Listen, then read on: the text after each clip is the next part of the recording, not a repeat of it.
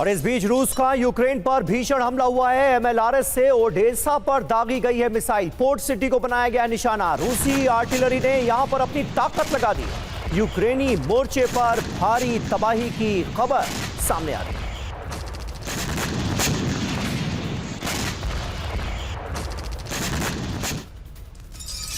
और एक और बड़ी खबर है, भूमध्य सागर में यूक्रेन का हमला हुआ है। रूसी ऑयल टैंकर को यहां बनाया गया निशाना। ये देखिए किस तरह से एक छोटे से ड्रोन से ऑयल टैंकर को निशाना बनाकर उसे तबाह कर दिया गया।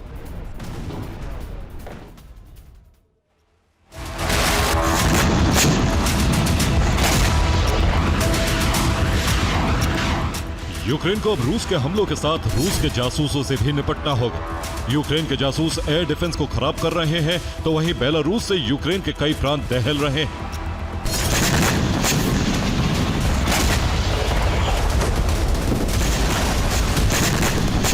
रूस की सेना यूक्रेन में इंफ्रास्ट्रक्चर को निशाना बनाने के साथ ही अब यूक्रेनी हथियार गोदाम को टारगेट कर रही है।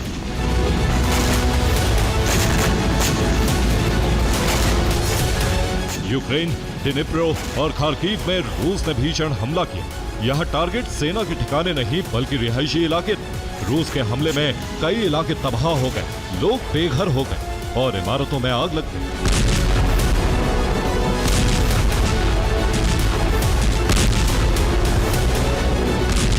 रूस का मकसद यूक्रेन में मौजूद अमेरिकी और यूरोपीय हथियारों को नष्ट करना है।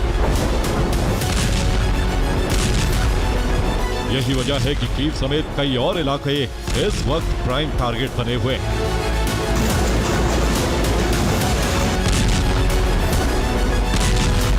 खार्किव को लेकर रूस में बौखलाहट बढ़ती जा रही। लगातार हमलों के बावजूद रूस को कामयाबी नहीं मिली, तो अब घातक मिसाइल और बम से खार्किव को वीरान बनाने की कोशिश हो रही।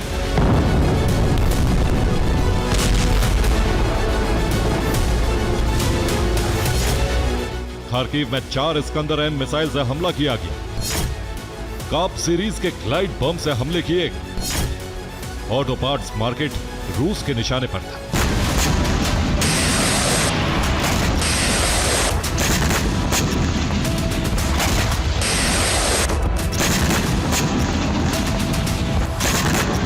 इन हमलों के बीच रूस की नई प्लानिंग को लेकर भी रिपोर्ट आई।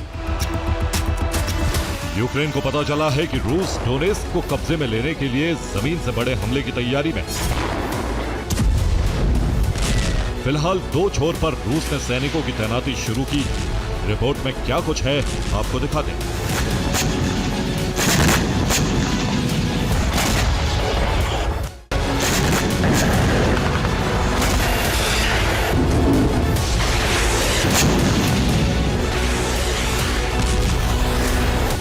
रूस के ताबड़तोड़ प्रहार के बाद ज़ेलेंस्की का हौसला कम नहीं हुआ।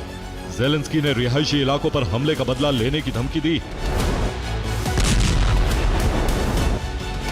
हालांकि माना जा रहा है कि रिहायशी इलाकों में यूक्रेन ने सीक्रेट हथियार गोदाम बनाए।